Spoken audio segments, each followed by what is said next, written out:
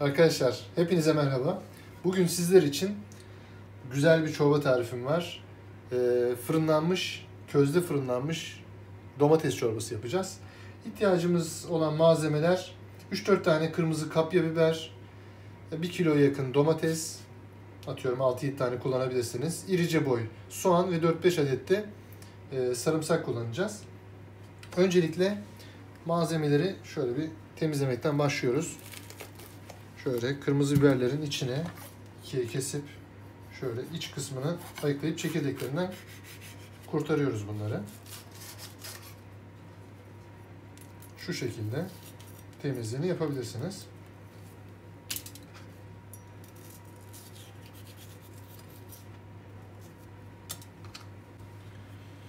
Evet, bunları dilimledik. Şimdi böyle yağlı kağıt kullandığımız tepsinin içine bunları alıyoruz. Şimdi domateslere geçiyorum. Domatesleri de şöyle 4'e bölsem yeter. Hepsini 4'e böleceğim. Domatesleri de 4'e böldüm. Baş kısımlarını da temizledim. Hiçbir şey kalmadı. Şimdi bunları da tepsiye gelişigüzel diziyorum. Dağınık bir şekilde. Şu akabinde de soğanları dilimleyip koyuyor olacağım.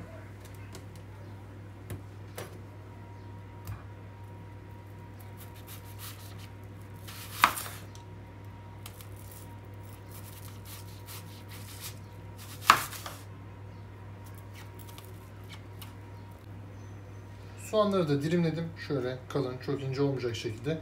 Çünkü bunlar yanmayacak, közlenecek. Yani fırının ısısıyla közlenmesi lazım. Sarımsaklarım da var. Onları da araları serpiştiriyorum. Fırınımı zaten önceden açmıştım. 180 derecede ısındı. Şimdi bunu hafiften zeytinyağı alacağım. Sıvı yağ istemiyorum. Bunu zeytinyağı kullanmak istiyorum. Bunun aroması geçsin üzerine. Şöyle hafiften zeytinyağını döktüm üzerine.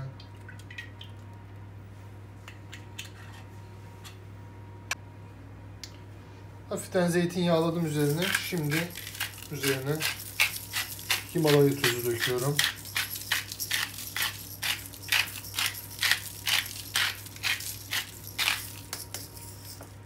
Birazcık da değirmen karabiberle taşlandıralım ve artık fırına vermek için hazırız. Fırında yaklaşık olarak şöyle üzerleri kararana kadar bir 20 dakika fırınlayacağız. Ondan sonra devam ediyor olacağız. Tencerenin içine 1 yemek kaşığı un ekledim. Şimdi bunun altını açalım. Evet. Üzerine de birazcık yağ ekleyip bunları kavuracağız ki domates çorbamıza kıvam versin. Bu da ne kadar yağ ben size söyleyeyim. Yaklaşık olarak 2 yemek kaşığı kadar bir yağla unumuzu kavuruyoruz. Evet, unumuzu kavurduk. Şimdi tepsiyi şöyle bir alalım ve bütün malzemeleri artık kavuşturalım. Soğan, közlenmiş biber, sarımsak, domates hepsi kavurduğumuz unla karışacak. Ve üzerine de az bir şey su ekleyeceğiz. Tuzunu, karabiberini koyup sonra pişmeye bırakacağız. Üstünü kapatacak kadar. Şimdi bunlar biraz kaynasın. Altını biraz kısalım. En kısıkta yavaş yavaş bütün lezzetler içine geçsin artık.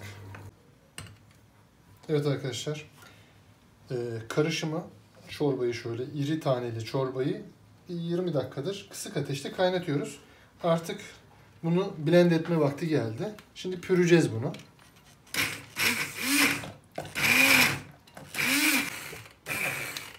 Artık tamamen pürdük.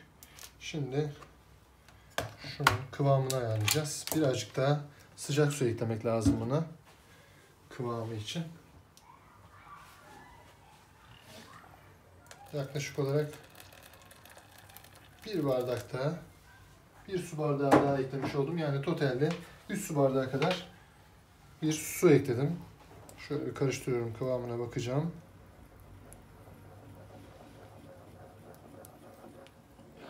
Harika. Olması gereken kıvam bu. Şimdi bunu birazcık daha kaynatalım. Tıkırdamalar başladı artık domates çorbasında. Şimdi son olarak üzerine bir su bardağı süt ekliyorum. Ve karıştırıyorum. Gördüğünüz gibi rengi açıldı. Buna kremamsı bir tat verecek domates çorbasına. O köz tadıyla dengeleyecek. Şimdi bir 5 dakika daha kaynar hale getirdikten sonra altını kapatıp artık servise ve içilebilir hale geliyor olacak. Evet, son bir bakıyorum artık. Tıkırdamalar tekrardan başlayınca kıvamına da bakıyorum. Çok güzel olmuş. Artık bunun altını kapatabiliriz ve sunumu yapabiliriz. Şimdiden beğenip izlediğiniz için çok teşekkür ederiz. Bir sonraki videolarda görüşmek üzere. Hoşça kalın.